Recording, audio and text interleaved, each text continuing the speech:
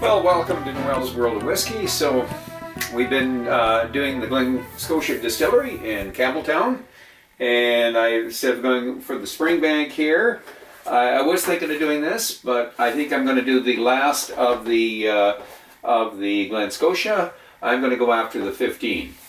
So that will be the final, and then we'll look at Springbank, or we'll certainly move on from Campbeltown.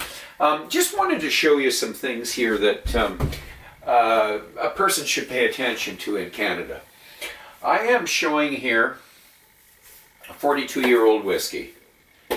We still can afford these whiskeys. Now this whiskey here, it might seem pricey to you. I believe this is around the $260, $280 range, depending on where you're buying it. But believe me, if you're going to wait a year or two, this is going to be double that. To find a 42-year-old whiskey today, this might be one of the last countries you're going to find one at that price. And so I really wanted to show you this. I've been following whiskey for some time, and it shocked me when they came out with the Chronicle series. I already have tried a 41-year-old, really liked it. A 42-year-old has had good reviews. I haven't opened it yet. But the 44-year-old, I think Ralphie mentioned something about this whiskey, and a few other reviewers mentioned something just a very short while ago. And this was actually readily available. And in the BC liquor stores, it actually went on sale for in the $250, $260 range. But it literally sold out the minute it got reviews, and I think maybe the sale didn't hurt it any. And the only way you're going to get another one of these whiskeys, the 45-year-old is now up over $500. So, and I knew it was going to jump. So there still is a few of the 44s left. Go looking for them. There might be a 41 or 42 kicking around. These are collector's items, or what the hell, drink them. You will not find a honest 44-year-old whiskey on this planet at that price. So just thought I would throw that in. Nothing to do with Campbeltown or the Scotch whisky business, but I had to kind of get that one in there. So anyways, let's get back to the review. We are doing the 15-year-old Campbeltown, 1832. One of the surviving distilleries out of, at one time, probably 30 distilleries in Campbeltown. Probably the largest, most concentrated whiskey area in the world. Certainly the most concentrated distillery area in the world. So, we are down to Springbank, Glengyle, which Springbank or Headley Wright recreated back around 2004, I think it was finished. And of course, Glen Scotia, which originally was called Scotia, and it has 185 years of straight running.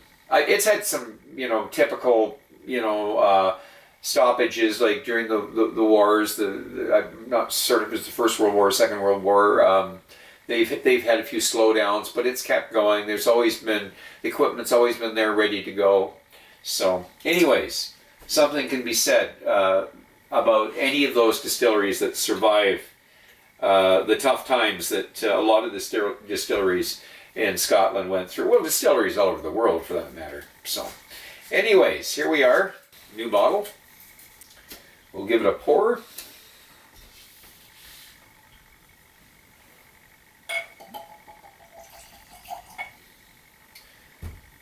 And this is, I believe, 46% ABV. And no coloring. One of the reviews I mentioned, they said possibly coloring. No, there's no coloring in this. It is not chill filtered. And let's put this away. So what can I say about it is I've done a few glasses of the 18. I have not done the 15. So my understanding is the information from Glen Scotia, bourbon cask, first fill, And there was no other information until I did a little more research and I found out actually this was finished off for a few months in Oloroso. Now, and they don't tell you that, but evidently Michael Henry, the distiller, gave that information to a couple of the reviewers. So, anyways, there you are. Let's go after the nose.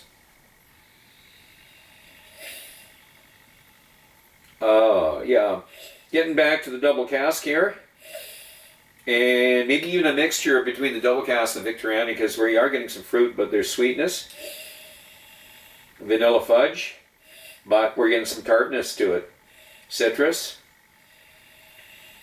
I'm getting oh, maybe I'm smelling marmalade there. There's some orange stuff going on, a bit of floral notes. Yeah, a mixture of citrus and being in a flower garden.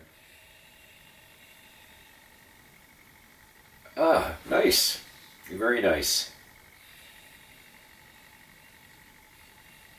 Wee bit of cinnamon.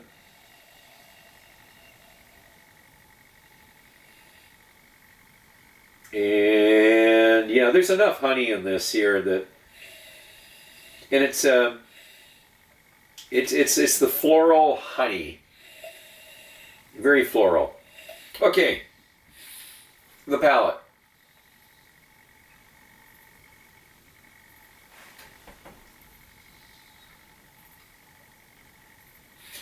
It's not a thick body like the Victorian. Closer to the double cask, but definitely the age is really. It takes a little bit of the bite off the drink compared to the Victorian there and the double cask. This is actually really, like, there's no astringency to the wood. I mean, you're getting a little bit of malt here, a little coating on the tongue there. Oh, velvet, kind of a velvet coating. The fudge notes with again a little bit of tartness, citrus. I think that's something you're seeing with a lot of the Glen Scotia. It's almost like a signature, the sweet and tart. That seems to be their drinks. But this is a little more of a fruity fudge. I think the double cask was more fudge, vanilla fudge. I'm going to top this one off.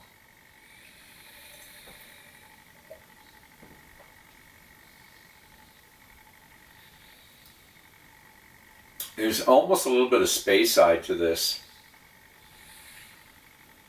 I'm getting some licorice. I'm getting some wee bit of peat. Maybe it's the charred barrel. I'm not sure what percentage of ppm and malt they use. I know they can use up to 15%, so I don't know for sure, but there's some charred barrel here for sure. Because there is some licorice notes there. I do like the tongue coating. So let's see what we got for legs here.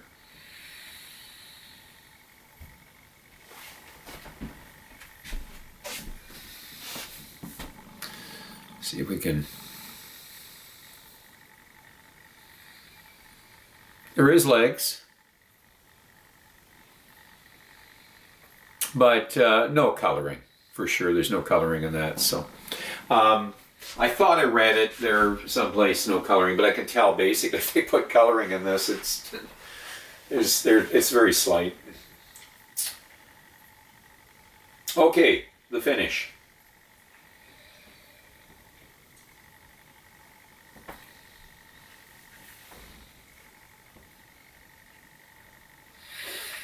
I just almost had a little bit of bourbon going on here.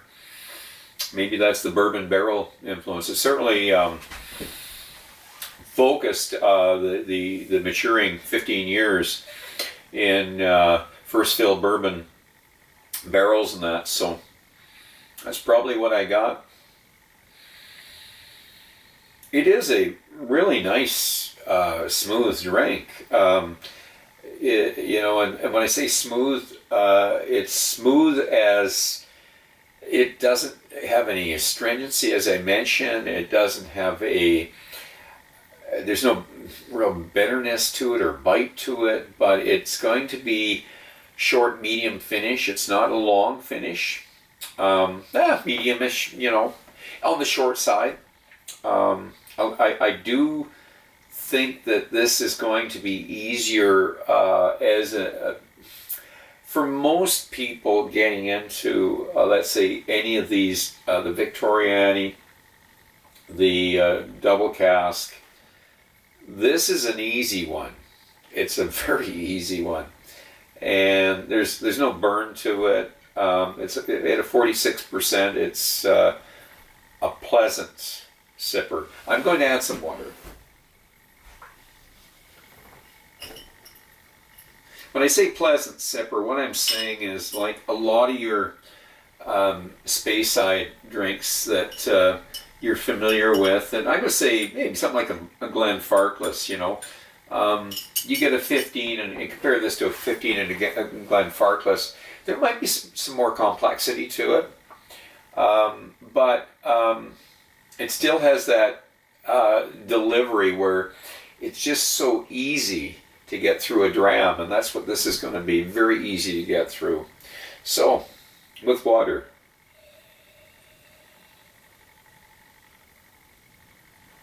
Oh yeah, with pears and more pears. Some banana. And we've got blueberries. We got tart blueberries. Blackberries. That's interesting. So that kind of gives away a little bit of that Oloroso barrel there, because usually you don't get that in a bourbon finished barrel, the berries. The fruits you'll get the pears and the peaches and that, but apricots and sometimes the apple. But you're getting a lot of the sweet notes too here, so you're getting the toffee, the nougat, marzipan. Yeah. Palate.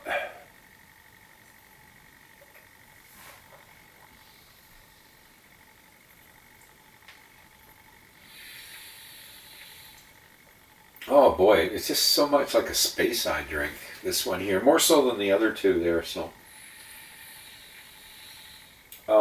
Not a heavy body to this, by the way. A little bit more of a delicate distillation, so. But, again, sweetness. Still a nice coating on the tongue, even with water. The fudge and the vanilla still there. I'm definitely getting some of the oak now. Oak and little bit of the malt mixed in with that. So oak and malt. Overall, the water, don't overdo the water on this one here, because it is a lighter drink, not a lot of water. At 46%, I put in a few drops there. That I maximize what I'd want to put in there. Don't want to lose the other layers to it. So, not a complex 15, a good 15. I'm going to score this somewhere around the Victorian. It's an 85, 86er. You got to remember the Victorian is a non-age statement. We would battle scores back and forth depending on who you are, how your palate is. There might be a night where this is an 86 and another night it might be an 85. But it's a decent dram for Campbeltown. I think Glen Scotia is really trying. They're making a good effort. And I'm impressed in that, that the distillery is still going 185 years or whatever. This is a decent drink. I don't think this was over the top price-wise. I will have to get the price for this one here. Somehow, I think I got this at the Strath I picked this up this draft. It was a decent price. That's why I bought it. So I'm going to say in the 120-ish range is what I paid for it, which is pretty good for a 15 nowadays in Canada. Maybe it was 100 and a quarter, somewhere in that range, 120, 125. I'll put it in there. Hopefully I'm not too far out, but I somehow remember it being a really good price, and that's why I went after it. It's certainly well worth that. It's a good drink, an easy one to handle, so I'm going to say, let's give it an 85, and I'm going to ask you to drink wisely, drink intelligently, do not drink and drive. Until the next time, so much.